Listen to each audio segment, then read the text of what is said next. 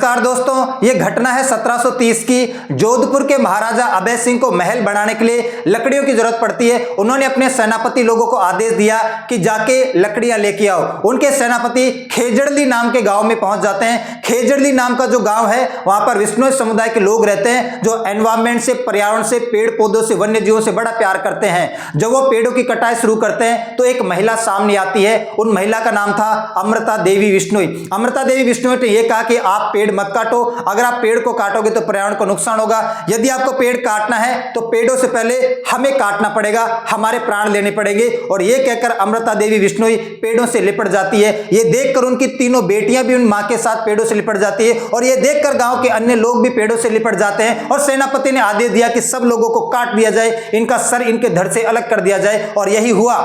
खेजड़ली नाम के गांव में 363 लोगों ने अपने प्राणों की आहुति दी है अमृता देवी बिश्नोई के नेतृत्व में, और उनकी तीनों बेटियां भी इसमें शामिल है। 363 लोगों ने पेड़ों को बचाने के लिए, वन्य जीवों को बचाने के लिए अपने प्राण न्यौछावर कर दिए थे। अपने शरीर को अपने धड़ से अलग कर दिया गया था। इनके शरीर को गाजर मूली की तरह काटकर फिर खेजड़ी नाम के वृक्ष की लकड़ियां लेके जाती है जोधपुर के राजा अभय सिंह के लिए। यह घटना मैं आपको इसलिए याद दिला रहा हूं क्योंकि अभी भी एक ऐसी ही घटना भारत देश में चल रही है। ये जो व्यक्ति आपको सामने दिखाई दे रहे हैं, इनका नाम है रेवंत रेड्डी।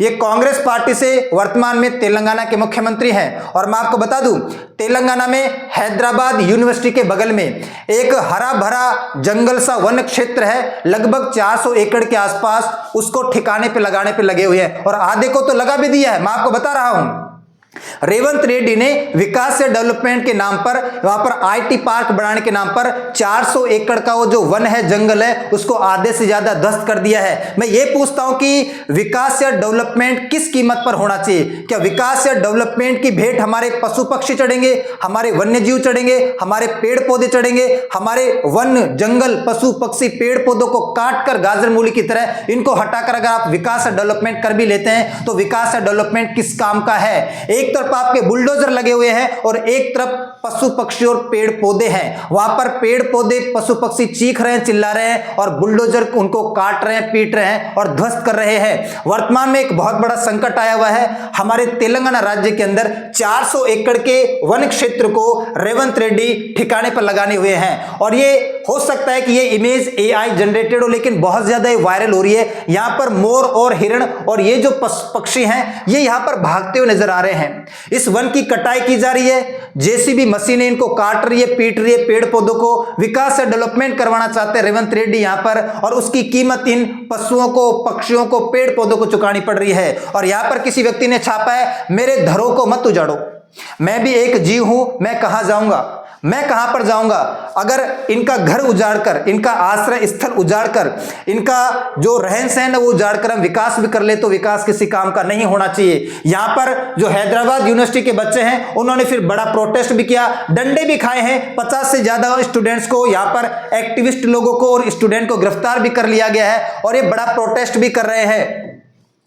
और मैं आपको यह भी बता देता हूं कि बहुत ही हरा भरा जंगल है और यहां पर ये रियल इमेजेस है। यहां पर ये जो आपको पूरा का पूरा जेसीबी मशीनों का बेड़ा दिखाई दे रहा है, 50 से ज्यादा जेसीबी मशीन है ये, और ये इस जंगल की कटाई कर रही है। इस हरे भरे जंगल को, पर्यावरण से भरपूर इस जंगल को काटने पे तुले हुए हैं रेवंत रेड्डी और किसी के सुनने का नाम नहीं ले रहे हैं। हैदराबाद यूनिवर्सिटी के जस्ट बगल में एक कांचा गाची बोवली नाम का वन है, इसका नाम है कांचा गाची बोवली, जो 400 एकड़ में फैला हुआ है। इसी के ऊपर यह तकरार बना हुआ है।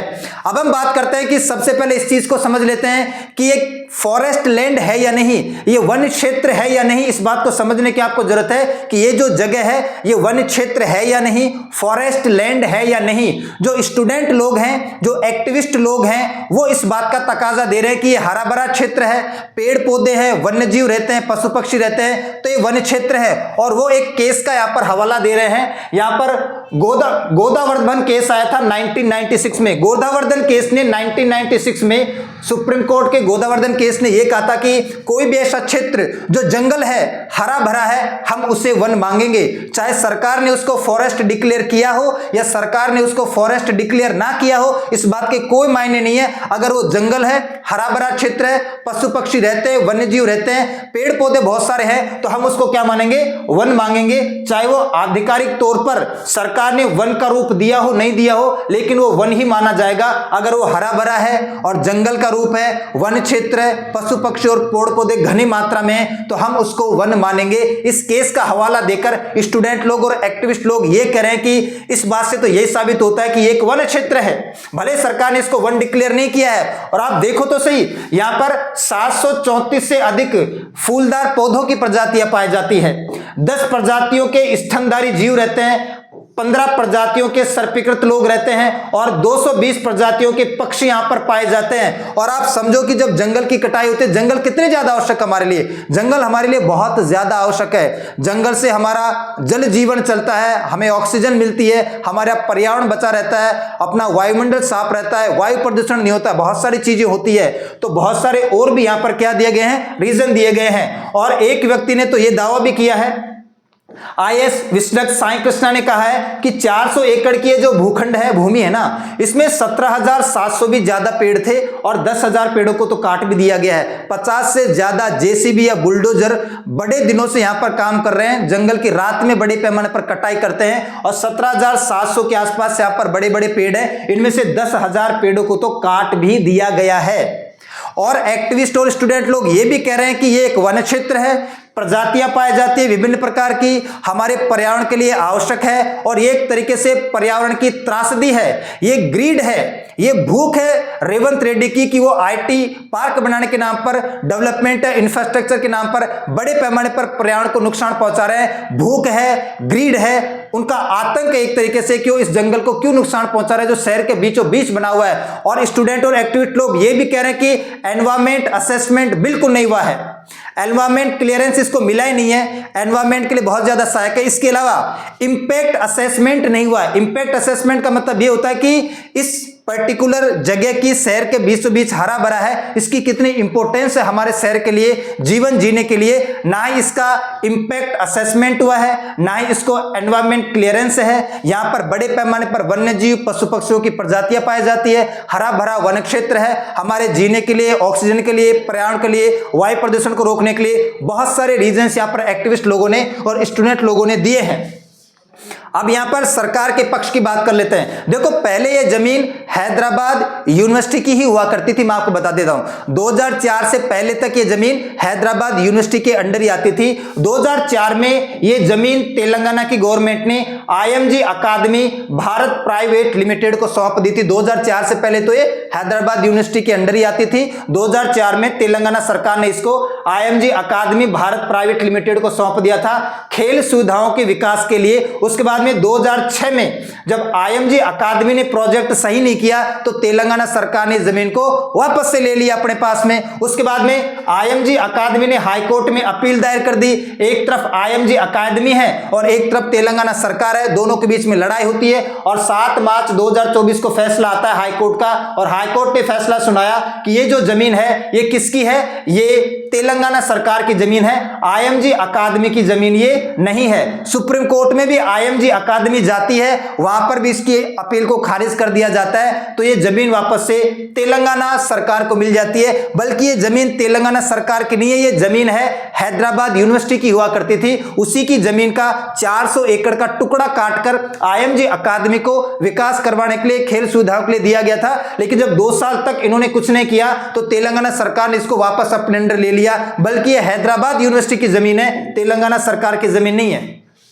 और अब रेवंत रेड्डी साहब ये कह रहे हैं कि हम 50,000 करोड़ का इन्वेस्टमेंट करेंगे और यहां पर IT पार्क और इंफ्रास्ट्रक्चर का डेवलपमेंट किया जाएगा और 5 लाख से ज्यादा नौकरियां भी देंगे। 50,000 करोड़ का इन्वेस्टमेंट किया जाएगा, 5 लाख से ज्यादा नौकरियां दी जाएगी, जो कि संभव नहीं है। इतने से रीजन में 5 लाख से ज्यादा आप नौकरियां जनरेट नहीं कर सकते हैं और इतना ज्यादा इन्वेस्टमेंट नहीं कर सकते हैं। आप इसकी कीमत समझना पड़ेगा। शहर के बीचों बीच, शहर के दिल के अंदर हैदराबाद यूनिवर्सिटी के बगल में एक हरा भरा वन क्षेत्र है जो आपको ऑक्सीजन देता है, आपको जीने के लिए सहायक है। पशु पक्षी, वन्य जीव, बहुत सारे लोग यहां पर रहते हैं। इनका आश्रय स्थल उजागर क्या करना चाहते हो रेवंत रेड्डी? आपको सोचना चाहिए, समझना चाहिए, इस जगह को आपको छोड़ देना चाहिए और ये विकास और डेवलपमेंट करवाने के नाम पर ऐसी बात कर रहे हैं। अगर हम विश्वविद्यालय के इंस्टांस की बात करें कि हैदराबाद यूनिवर्सिटी क्या कहती है, हैदराबाद यूनिवर्सिटी ये कहते हैं कि हम सरकार के उन दावों को खारिज करते हैं। हैदराबाद सरकार ने कहा था कि हमने विश्वविद्यालय के साथ मिलकर यहां पर उनकी सहमति से इस जमीन का क्या किया है, सर्वे किया है, लेकिन यूनिवर्सिटी ये कह रहे कि हमारी कोई मिलीभगत नहीं है, हमसे कुछ नहीं पूछा है और बिना हमसे पूछे, बिना हमारी सहमति के तेलंगाना सरकार ने खुद ही सर्वे किया है और प्रारंभिक निरीक्षण किया है, झूठ माट का निरीक्षण किया है, नाम मात्र के लिए दिखावा करने के लिए सर्वे किया है और आधिकारिक तौर पर इसका सर्वे भी नहीं किया गया है। विश्वविद्यालय ने कभी भी जमीन के सीमांकन को स्वीकार नहीं किया है। हैदराबाद विश्वविद्यालय आज भी इसको अपनी ही जमीन मानता है। उसने सरकार के इन दावों को खारिज किया कि विश्वविद्यालय के साथ मिलकर उन्होंने सर्वे किया है और अभी भी हैदराबाद विश्वविद्यालय इस जमीन पर दावा करती है।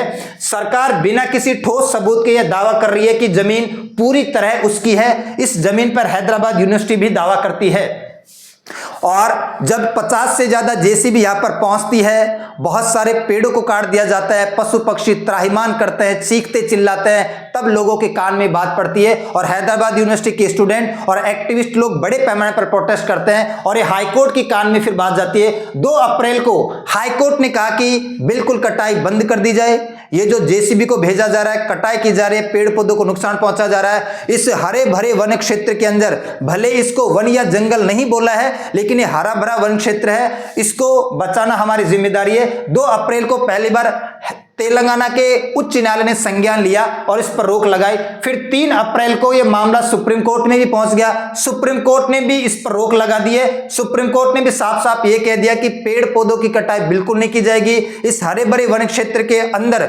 हमारे आदेश के बगैर एक पत्ता भी नहीं तोड़ा जाएगा। तो हाईकोर्ट ने 2 मार्च को इसका संज्ञान लिया और सुप्रीम कोर्ट ने 3 अप्रैल को इसका संज्ञान लिया। और मैं आपको बता देता हूं कि हाईकोर्ट के अंदर इसकी सुनवाई होने वाली है जो 24 मार्च को होने वाली है। कितने मार्च को होने वाली है? 24 मार्च को ये सुनवाई होने वाली है।